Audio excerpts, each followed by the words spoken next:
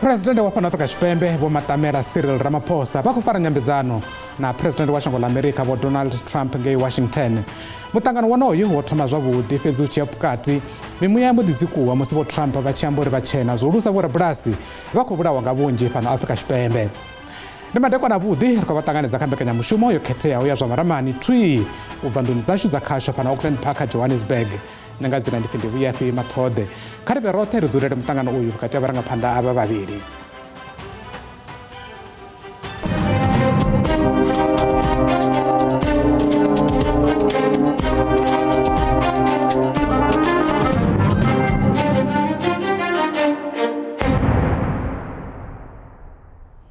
Mbudziso ine ya vha milomoni ya vhathu vhanzhi ndi ya uri uyu mutangano unga konana u vhuyedzedza vhushaka vhudiplomati na zwa ikonomi vhukati ha mashango haya.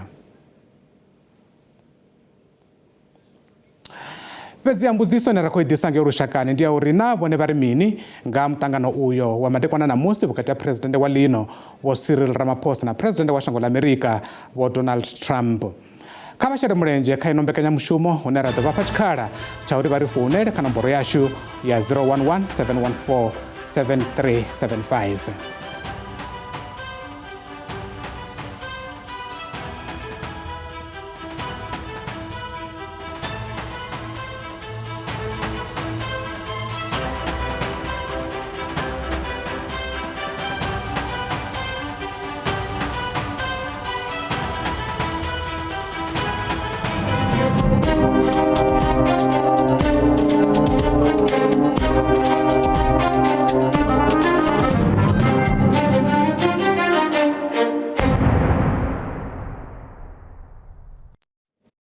Fhungo ḽo ambeswaho dzuloni iḽi ḽa madekwana namusi ḽo vha ḽa upfhi vhorabulasi vha vhatshena vha khou vhulawa fhano Afrika Tshipembe. Izwo ndi zwa President Vho Trump vha zwi ombedzela vhukuma. Kha ri pfe mufhindulano vhukati havho na President Vho Ramaphosa nga fhungo ḽeneḽi. A lot of people are very concerned with regard to South Africa, and that's really the purpose of the meeting, and we'll see how that turns out. But we have many people that feel they're being persecuted and they're coming to the United States. So we take from many locations if we feel there's persecution or genocide going on. And we had a lot of people. I must tell you, Mr. President, we have had a tremendous number of people, especially since they've seen this. Generally, they're white farmers, and they're fleeing South Africa, and it's a very sad thing to see. But I hope we can have an explanation of that, because I know you don't want that. It's a kind of a different meeting. Normally we have meetings, we talk about trade, and we'll be talking about trade and other things. But that certainly will be a subject that comes up. Yeah. It will take President Trump listening to the voices of South Africans, some of whom are his good friends, like those who are here. When we have talks between us around a quiet table, it will take President Trump to listen to them. I'm not going to be repeating what I've been saying. I would say if there was Afrikaner farmer genocide, I can bet you these three gentlemen would not be here, including my Minister of Agriculture. He would not be with me. So it will take him, President Trump, listening to their stories, to their perspective.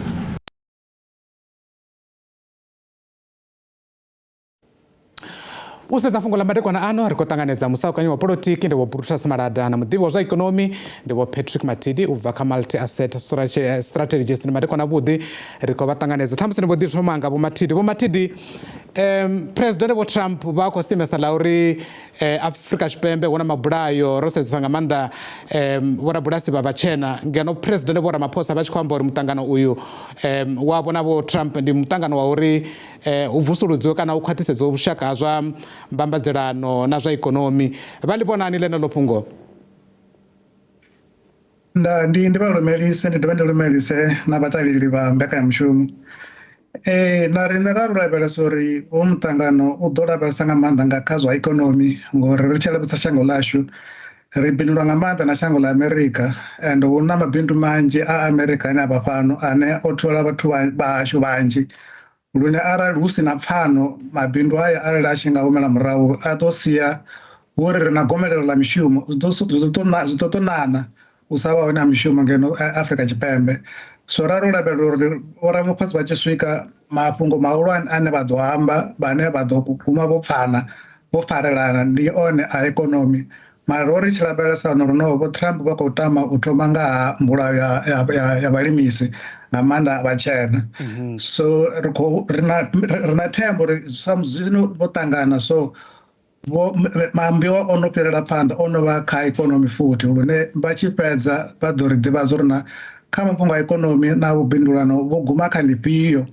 uri na riṋe sa vha re ikonomi ri kone u vhona uri shango ḽa tshi ya phanḓa ri itisa hani. Aiwa kha vha ḽi fare ngo ralo. Vho Maṱaṱa ndi khou tama u ḓivha kha vhone nga nḓila yo muṱangano uyu wa thoma ngayo ri vhala mini muṱangano wo thoma u tshi nga wo dzika fhedzi u tshi ya vhukati ha mbo ḓivha na u dzikiwa mimuya zwihulusa vho Trump vha tshi khou ambesa nga fhungo ḽa uri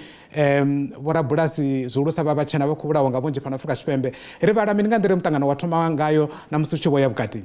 Muṱangano wo thoma zwavhuḓi vhukuma zwi sumbedza ro ḓi lugisela kha hoyu muṱangano ndi amba delegation ya Afrika Tshipembe i tshi swika hangeni yo sumbedza i delegation ine ya vha diverse ine ya vha na vharema na vhatshena nahone vhoramabindu na vhorapolotiki ya vha i delegation ine ya sumbedza vhuthihi ha dzi tshaka dzo fhambana na Afrika Tshipembe. Mara zwi tshi ḓa kha iḽi fhungo line vho Trump vha khou lwa ngalo zwi sumbedza ungari ho no vha na tshinyalelo khulusa vhukuma yo itiwaho nga havha vhe vha tshimbila vha tshi ya hangei America vha tshi amba vhuvhi nga zwithu zwine zwa khou itea fhano Afrika Tshipembe nahone vha tshi isa mafhungo ane a si mafhungo ane a vha one. Ri nga lavhelela uri kha muṱangano une wa ḓo vha wo valelwa hu ḓo vha na nyambedzano dza open dzine dza ḓo vha frank ha swikela hune vha nga kona uri vha rengise tshiṱori tsha Afrika Tshipembe zwavhuḓi. Nga iṅwe nḓila vha vhona vho Trump vho vhudziwa ngoho na nga ha tshiimo tsha fhano Afrika Tshipembe. Vho Trump a vho ngo vhudziwa ngoho hu na mazhendedzi o fhambananaho ane a khou vha zwifheṱi zwa shango ḽa Afrika Tshipembe u fana na tshiimiswa tsha AfriForum tshi sumbedza tsho ita tshinyalelo khulwane vhukuma kha u rengisa shango ḽa Afrika Tshipembe sa shango ḽine ha khou vhonala vhathu vha tshi khou vhulayana. Vho Mathidi ndi khou tama u ḓivha kha vhone uri shango ḽa Amerika ḽi na khamphani dzine dza khou bindudza fhano Afrika Tshipembe dzine dza nga vha dzi tshi swika hanefha kha maḓana a rathi. Vha vhona Amerika ḽi ḽa ndeme u swika ngafhi siani ḽa u shumisana na shango ḽa Afrika Tshipembe kha u takula ikonomi ṱhamusi na u sika wa mishumo. Shango ḽa Amerika ḽi na ndeme khulu badi kha zwa mabindu fhano Afrika Tshipembe. Ri tshi lavhelesa kha miṅwaha yo fhiraho ndaka ine ra isa Amerika i tshi bva fhano ri vhala kha ri soko ri zwa vhoramabulasi na zwiṅwe zwine ra zwi ita zwiṅwe zwa misupo ngo to ralo zwi a swika tshelede no swika 40 trillion dollars lune arali heyo ndaka ya valelwa ya sa kona u wana vhudzulo Amerika ri ḓo balelwa nga maanḓa uri ri rengisele kha maṅwe mashango ngori a zwi ngo to leluwa ngo to ralo uri arali wo laṱelwa nga customer u ṱavhanye u wane iṅwe ngo to ralo. So u laṱelwa nga maraga Amerika zwi ḓo sia hu no vha na buli ḽihulwane kha maanḓa kha ikonomi yashu. Ri vhala u sa vha hone ha mishumo ri vhala dziḓorobo nyana dzedzi dzine dza nga vha ngori kanzhi u wana uri hu na kha ri soko misuku na dzimaini hanefho dziḓoroboni lune zwi tikedza tshitshavha tshetsho lune arali maini ya vala ngori ndaka a tsha ṱanganedzwa Amerika ri wana hu na tshinyelo khulu nga maanḓa ine ya nga itea. So ndi ngazwo riṋe vha ikonomi ri tshi lavhelela uri kha maambiwa oṱhe kha ri wane uri ri bvele khagala uri na ri khou pfana gai kha zwoṱhe zwo ambiwaho hafhu hune ra sa pfane hone ri itisa hani ri tsha phanḓa. Kha vha ḽi fare ngo ralo. Aiwa kha vha ri thome ri ye maragani ri ḓo vhuya ri tshi bvela phanḓa na fhungo ḽashu ḽa madekwana ḓuvha ḽa ṋamusi na vhaeni vhashu ri khou vhuya zwino.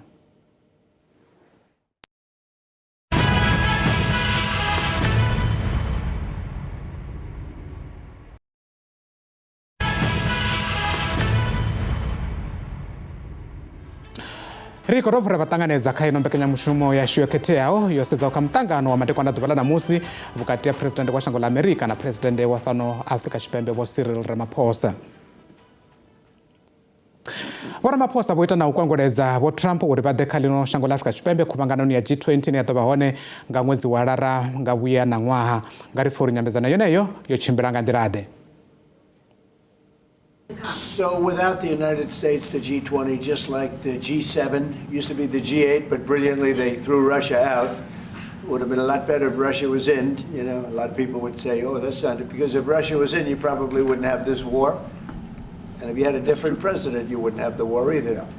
But we have a G7. It's important that the United States is in both of them. I think without the United States, it's I really believe it's not very important. It's not the same meaning. As I said to President Trump, the U.S. really originated the G20. And it's important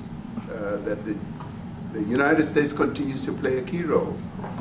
in the G20. And we are privileged to be the president of the G20, but we are even overjoyed that we are going to hand over to the United States, who are the originators. And for that reason, I expect the United States to continue playing the leadership role in the G20 together with other countries. And I've said when I initially spoke to President Trump on the phone, I want him to come to South Africa for a state visit, and I also want him to come and participate in the G20. And I want to gladly hand over to President Trump to take the leadership of the G20 forward in November. Zwazwino ri pfa vhupfiwa havho nga fhungo ḽine ra vha khaḽo madekwana a ḓuvha ḽa ṋamusi muyani ri na vhophethani ndi madekwana ri khou vha ṱanganedza muthu a nga tama u ḓivha uri vha ri mini nga muṱangano une wa khou bvela phanḓa vhukati havho Donald Trump khathihi na president wa fhano Afrika Tshipembe vho Cyril Ramaphosa ngei America. Na madekwana kha vhaṱaleli vhoṱhe vha mbekanyamushumo ya zwa maramani muṱangano wo vha hone zwino vhukati ha muphuresidennde washu wa ḽine ḽa Afrika Tshipembe na vho Trump wo muṱangano une ro vha ro lavhelela vhukuma sa shango ḽa Afrika Tshipembe. Ndi a kholwa vhunzhi ha vhathu vho vha vho vulela dzi televishini dzavho vha tshi khou sedza uri hu khou itea mini. Kuvhonele kwanga ndi khou vhona uri muṱangano wo tshimbila zwavhuḓi ri tshi khou sedza nga maanḓa mafhungo shango ḽa America ḽa vha ḽi khou amba nga ri muṱangano u tshi pfhi hu na thaidzo yori vhathu vha vhatshena vha khou dzhiela mavu na ngeno hu khou ḓivha na genocide kana u vhulawa ha vhathu vha muvhala mutshena zwine zwa sevhe zwone. Fhedziha zwine zwa khou tou vhavha vhukuma ndi zwa uri zwo swika hune muphuresidennde washu na vhaṅwe mimembara ya kabinete vhaṅwe vho John Steenhuisen na vho Lamula vha ṱange lwendo vha tshi ya shangoni ḽa America uyo u amba na shango ḽa America uri zwine zwa khou ambiwa nga shango ḽa Afrika Tshipembe. Aiwa vho Phethani ri khou livhuwa vhukuma vhupfiwa havho a ḓuvha madekwana ḓuvha ḽa ṋamusi kha vha ri ndi mbo ḓi dzhia vho khuliso ndi madekwana ri khou vha ṱanganedza ṱhamusi nga u pfufhifhadza vhone vha ri mini nga nḓila yo muṱangano wa thoma ngayo vhukati ha president wa fhano vho Cyril Ramaphosa na president wa America vho Donald Trump. Ndi khou livhuwa nga maanḓa muhashi khathihi na vhaṱaleli vhoṱhe. Muṱangano ononi wa itea vhukati ha muphuresidennde washu na vha America ndi tshi khou sedza ndo imela vhoramabindu dzhango ḽa America na shango ḽa Afrika Tshipembe vha na vhubindudzi vha lone vha vhuita so muṱangano ononi ndi wa ndeme kha mafhungo o leludza uri mafhungo a thengiselano kha mashango mavhili a vhe a khwine na ri tshi ḓa kha mafhungo a zwa BEE vhathu vha America a vha khou tou i pfesesa zwavhuḓi so ndi zwa ndeme uri muphuresidennde wavho rine vha ye vha i ṱaluse uri BEE ndi zwithu zwa mufudaḓe zwi tshi ḓa kha mafhungo avho rine vharema kana vhoramabindu vha Afrika Tshipembe. Aiwa ri khou livhuwa vhukuma a ḓuvha madekwana avhuḓi zwa zwino kha vha ri mbo ḓi thoma ri livhe maragani ri ḓo vhuya ri tshi bvela phanḓa na vhaeni vhashu.